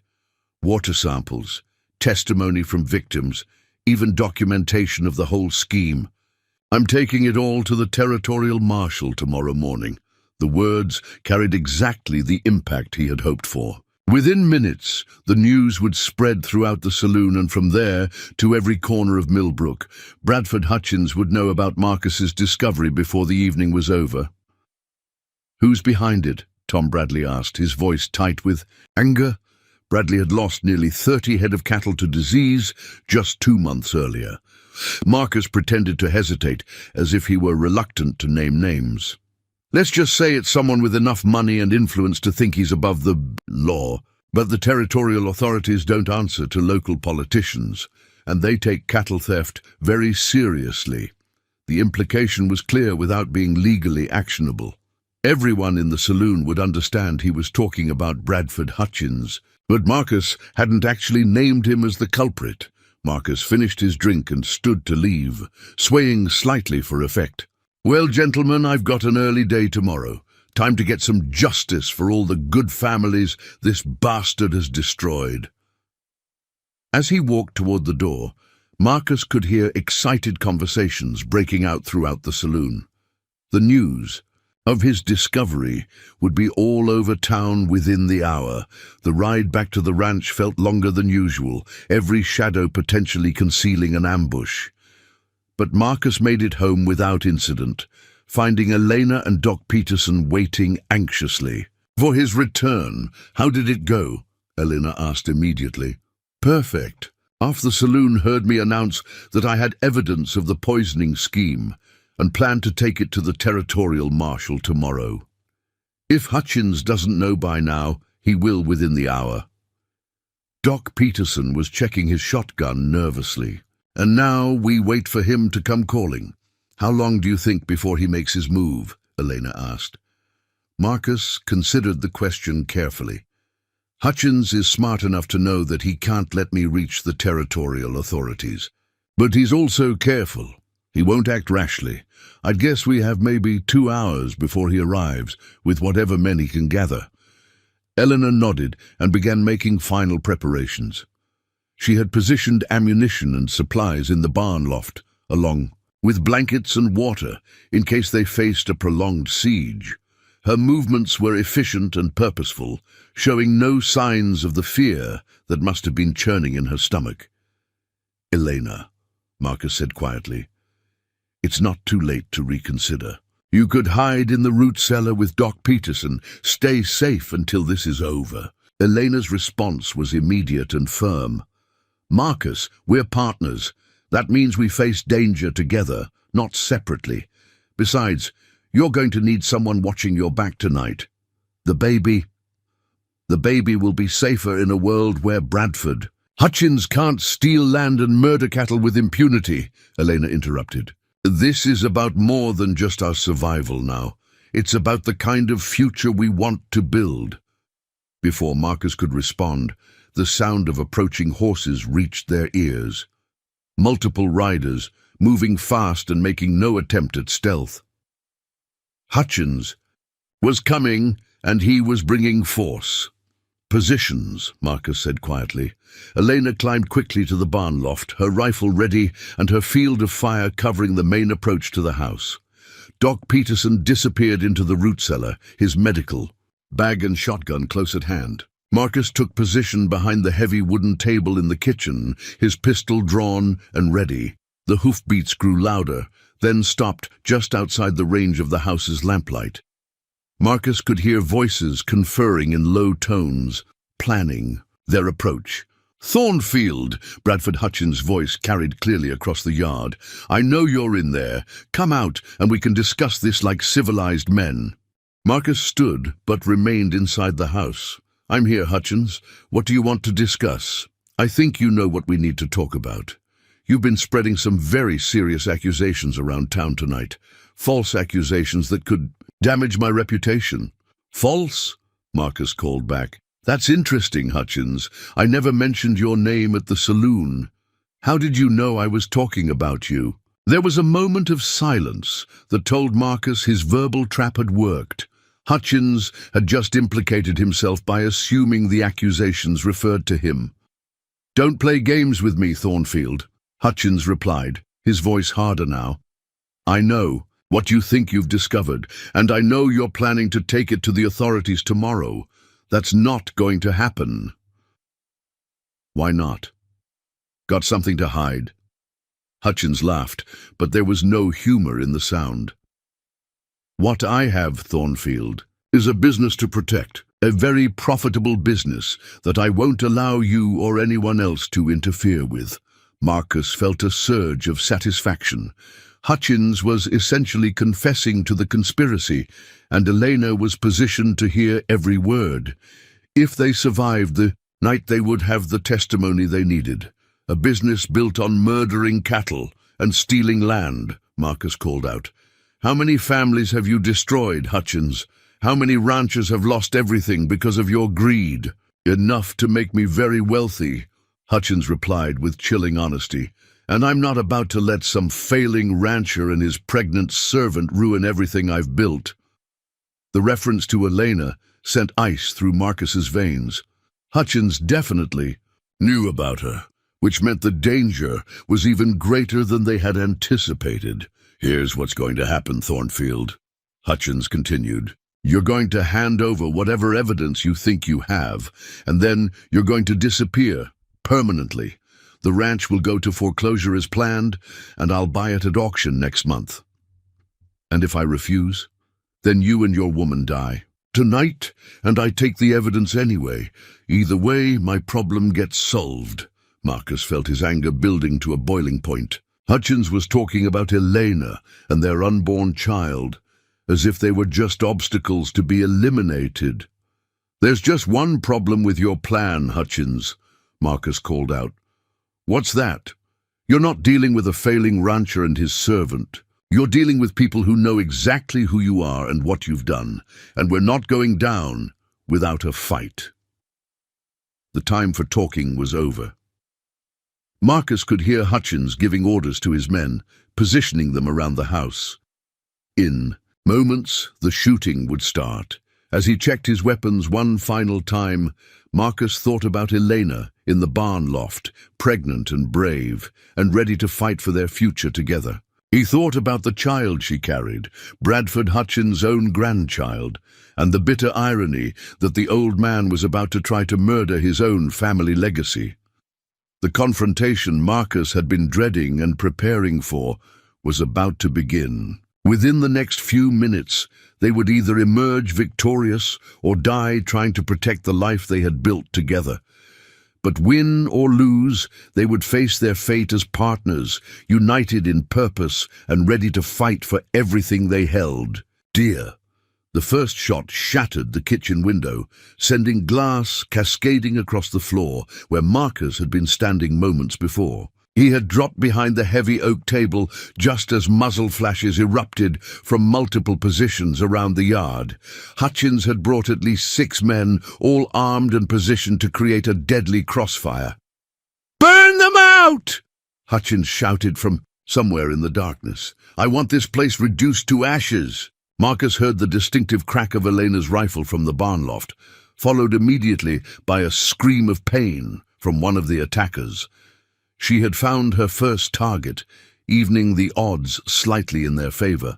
A kerosene-soaked torch sailed through the broken window, landing on the wooden floor and immediately igniting the dry planks. Marcus scrambled to stamp out the flames while bullets continued to punch through the walls around him.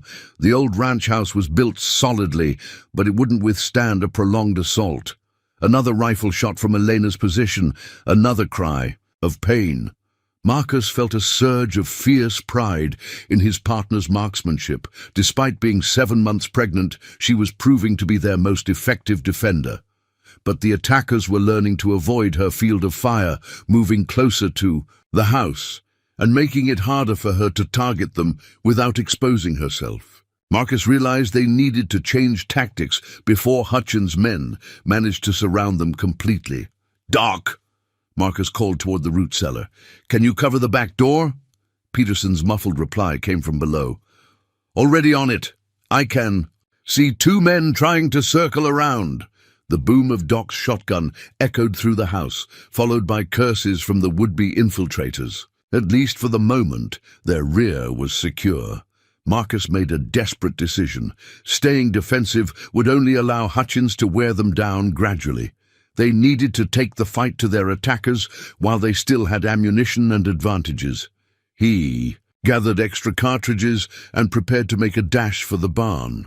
Elena was doing magnificent work from her elevated position, but she was also the most exposed member of their team. If something happened to her... Another torch crashed through. A different window, this one landing near the staircase. The old wood caught fire immediately, filling the house with choking smoke. Marcus realized they had only minutes before the building became uninhabitable. "Elena," he called toward the barn. "The house is burning. Can you cover me to your position?" Her rifle cracked twice in rapid succession, creating a momentary lull in the incoming fire. Marcus burst through the front door, sprinting across the yard in a zigzag pattern, while bullets whined past his head. He dove through the barn door just as Eleanor's rifle spoke again, dropping an attacker who had been drawing a bead on Marcus's retreating form. She was an angel of death in the loft above, her pregnancy forgotten in the deadly precision of her shooting. "How many are left?" Marcus gasped as he climbed to the loft. "I count 4, maybe 5, Elena replied without taking her eyes off her rifle sights. "But Marcus, look at the house." Marcus turned to see flames beginning to engulf the ranch house his grandfather had built. 60 years of family history was being consumed before his eyes, but all he could think about was the relief that Elena was safe beside him. "The documents?" he asked. Elena patted a leather satchel beside her. "All the evidence we gathered, plus my father's papers and Samuel's letters. I grabbed everything important when the shooting started." Even in the midst of a gun battle, Elena had thought ahead to preserve the proof they would need to expose. Hutchins' crimes. Marcus had never admired anyone more in his entire life. "Hutchins!" Marcus called from the barn loft. "Your men are dying for nothing. Surrender now and maybe we can work something out." Hutchins' laugh echoed across the yard. "Cold and mocking? Thornfield, you're trapped in a wooden barn with nowhere to run. In 10 minutes this whole place will be ashes and you'll be dead. Why would I surrender?" "Because," Elena called out, her voice carrying clearly through the night air, You're about to murder your own grandchild." The sudden silence that followed was more chilling than all the gunfire that had preceded it. Marcus felt his heart stop as he realized what Elena had just revealed. "What did you say?" Hutchins' voice had changed completely, losing its confident mockery and becoming deadly serious. "I said you're about to kill your own grandchild," Elena repeated firmly. "I'm Elena Miller Bradford, William's Elena, and the baby I'm carrying is your son's child." Marcus heard footsteps moving through the yard, coming closer to the barn. When Hutchins spoke again, his voice was much nearer and filled with a complex mixture of emotions. "William told me about a girl named Elena, said she was just a temporary diversion, nothing serious." "Your son was planning to abandon me before he died," Elena replied with bitter honesty. "But that doesn't change the fact that this baby is his child, your heir." Marcus could see a figure moving in the shadows near the barn door. Hutchins had left cover to get closer, apparently struggling to process this revelation. "You're lying," Hutchins said, but his voice lacked conviction. "William would have told me if he had gotten some farm girl pregnant." William was a coward who cared more about his reputation than his responsibilities, Elena shot back. "Just like his father, apparently." The insult stung Hutchins into action. "You little witch! How dare you speak about my son that way?" "I'll speak about him however I choose," Elena replied coldly. "He seduced me with promises of marriage, then planned to abandon me for someone with better social connections. The only decent thing he ever did was die before he could complete his betrayal." Marcus winced at Elena's brutal honesty, but he understood her strategy. She was provoking Hutchins into making mistakes, drawing him closer and making him emotional instead of tactical. "If what you're saying is true," Hutchins said slowly, "then that child belongs with me. The Hutchins family has wealth, position, education. What can a failed rancher and a disgraced farm girl offer my grandchild?" "Love," Eleanor replied simply. "Something your family apparently doesn't understand." Marcus heard Hutchins moving closer to the barn, apparently emboldened by the revelation about the baby. This might be their chance to end the confrontation without further bloodshed. "Hutchins!" Marcus called. "Come inside where we can talk properly. Your men can wait outside." There was a long pause before Hutchins replied, "All right, Thornfield, but no tricks. I'm coming in armed, and my men have orders to burn this barn if anything happens to me." Marcus looked at Eleanor, seeing his own mixture of hope and terror reflected in her eyes. They were about to face the man who had destroyed so many lives, and the outcome of this conversation would determine everything: the fate of the ranch, their future together, and the life of Elena's unborn child. "Remember," Elena whispered as footsteps approached the barn door, "whatever happens, we're in this together." Marcus squeezed her hand gently. "Together," he agreed. Bradford Hutchins stepped into the barn, his gun drawn, but not immediately threatening. In the dim light, Marcus could see a man in his 60s, well-dressed despite the violence of the evening, with steel-grey hair and eyes that held the coldness of someone accustomed to getting his way through intimidation and force. For the first time since the shooting started, Marcus found himself face to face with the man who had orchestrated the destruction of so many families. The man who had tried to steal his ranch and murder his cattle. The man who was, incredibly, about to become Elena's father-in-law and grandfather to their child. The next few minutes would determine whether they walked away from this confrontation as victors or died fighting for the principles they had discovered were worth more than life itself. Bradford Hutchins stood in the doorway of the barn, his weathered face a mask of conflicting emotions as he studied Elena in the flickering light of the burning ranch house. The gun in his hand remained lowered, but Marcus could see the internal war raging behind the older man's calculating eyes.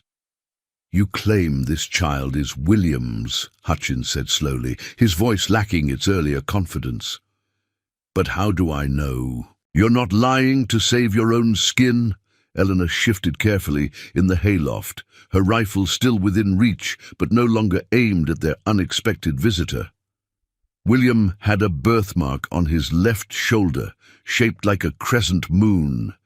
He told me it embarrassed him as a child because the other boys teased him about it. Hutchins' face went pale.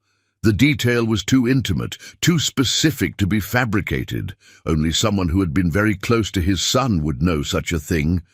He also kept a pocket watch that belonged to his grandfather, Elena continued relentlessly, engraved with the initials J.H. for Jonathan Hutchins. William said he wound it every morning and listened to it tick at night when he couldn't sleep. Marcus watched Hutchins' gun hand tremble slightly as each detail confirmed what the man desperately wanted to deny. This wasn't just some elaborate deception. Elena really had been intimate with his son, and the child she carried really was a Hutchins heir. "Why didn't William tell me?" Hutchins asked, his voice barely above a whisper. "Why didn't he ask for my help when he learned about the pregnancy?" Elena's expression hardened with old pain. "Because he was ashamed of me, Bradford. I was just a farmer's daughter, not suitable for the Hutchins family's social ambitions. William planned to marry someone of his own class and pretend I never existed." "That's not true," Hutchins protested, but his words lacked conviction. "William was raised to honor his responsibilities. William was raised to value appearance over substance, just like his father," Eleanor shot back. "He cared more about what society would think than about doing what was right." Marcus could see that Elena's words were hitting their target. Hutchins was beginning to understand that his son's character had been shaped by the same ruthless values that had driven his own criminal enterprises. "Even if the child is William's," Hutchins said, trying to regain his composure, "that doesn't change what's happened here tonight. You and Thornfield have cost me men and money. There will be consequences." "The only consequence that matters," Marcus interrupted, "is that you're finished in this county. We have evidence of your poisoning scheme, witnesses to your confession tonight, and now Eleanor's testimony about your son's abandonment. The territorial authorities will be very interested in all of this." Hutchins' face twisted with rage. "You think anyone will believe the word of a failed rancher and a pregnant whore against mine? I own half the officials in this territory." Elena's rifle was in her hands and aimed at Hutchins' chest before Marcus could blink. Her voice, when she spoke, was deadly calm. "Call me that again, Bradford, and grandchild or no grandchild, I'll put a bullet through your black heart." Hutchins looked into Eleanor's eyes and saw something that made him step backward involuntarily. This was not a helpless victim he could intimidate. This was a woman who had been forged by hardship into someone capable of lethal action. "You're carrying my grandchild," Hutchins said, but it sounded more like a question than a statement. "I'm carrying a child whose father was a coward and whose grandfather is a murderer," Elena replied coldly. "This baby will be better off never knowing either side of its bloodline." Marcus felt the tension in the barn reaching a breaking point. Hutchins was cornered, desperate and still armed.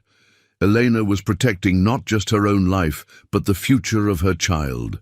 One wrong word, one sudden movement, and the confrontation could explode into fatal violence. "There's another way," Marcus said carefully, drawing both pairs of eyes to him. "A way that protects the child and gives everyone what they really want." "I'm listening," Hutchins said warily. Marcus took a deep breath, knowing he was about to propose something that would change all their lives forever. "You want your grandchild to inherit the Hutchins legacy. Elena wants security and protection for her baby. I want my ranch back and an end to your poisoning scheme." "What are you suggesting?" "A trade. You return all the stolen land to its rightful owners, compensate the families you've destroyed, and face trial for your crimes. In exchange, Elena agrees to let you be part of your grandchild's life, as a grandfather, not as a controlling patriarch. Elena looked at Marcus in surprise, clearly not expecting him to offer any accommodation with the man who had tried to murder them. But Marcus could see the strategic wisdom in his proposal. The child gets the benefit of the Hutchins fortune without the corruption, Marcus continued. Elena gets financial security without losing her independence, and you get to know your grandchild while paying for your crimes. Hutchins was quiet for a long moment, processing the offer. Outside, the sounds of his remaining men could be heard. "In calling for instructions, unsure whether to continue the attack.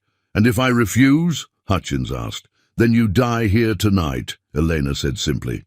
"And your grandchild grows up knowing that grandfather was a criminal who tried to murder its mother." The truth of Elena's words hit Hutchins like a physical blow. If he continued down his current path, he would lose everything: his life, his legacy, and any chance of a relationship with William's child. "I built this empire for my family," Hutchins said slowly. "Everything I did was to ensure the Hutchins name would endure." "You built it on the suffering of innocent families," Marcus replied. "Is that really the legacy you want to leave your grandchild?" For the first time since entering the barn, Bradford Hutchins looked like an old man instead of a powerful predator. The weight of his crimes and their consequences was finally settling on his shoulders. "What guarantee do I have that you'll honor this agreement?" Hutchins asked. Elena placed her hand protectively over her belly. "The guarantee that this child deserves better than what any of us have had so far. A chance to be proud of its heritage instead of ashamed of it."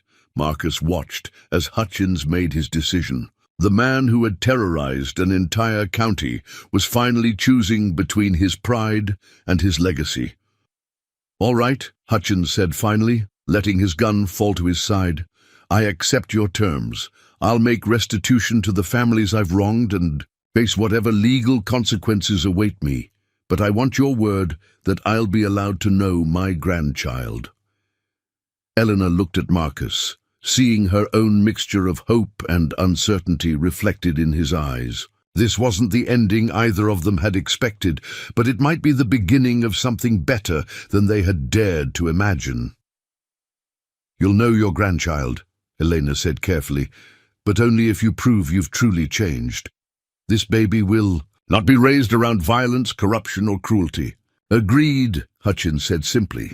As dawn broke over the smoldering ruins of the ranch house, 3 unlikely allies stood in the barn and began planning a future none of them could have imagined. The struggling rancher had saved his land not through violence but through wisdom. The pregnant woman sold by her brother had found not just security but justice, and the criminal who had terrorized a county had discovered that his greatest legacy might be learning to love something more than power. 6 months later, Elena gave birth to a healthy son in the bedroom of the new ranch house Marcus had built with compensation money from the Hutchins estate. Bradford, true to his word, had made full restitution to every family he had wronged, and was serving a reduced sentence in the territorial prison. As Marcus held his son, for the boy was his in every way that mattered, Elena smiled up at him from the bed. "What should we name him?" she asked. Marcus looked out the window at the thriving ranch that had been saved not by money or luck, but by the courage to fight for what was right. "Hope," he said simply. "We'll name him Hope. The child who had been conceived in betrayal and born from conflict would grow up as a symbol of redemption, proving that even the darkest legacies could be transformed through love, courage, and the determination to build something better." The struggling rancher's greatest gamble had paid off in ways he never could have imagined, and the pregnant woman he had rescued from an auction block had rescued him right back, giving him not just an heir to his land, but an heir to his heart. Up next, you've got 2 more standout stories right on your screen. If this one hit the mark, you won't want to pass these up. Just click and check them out. And don't forget to like, subscribe, and turn on the notification bell so you don't miss any upload from us.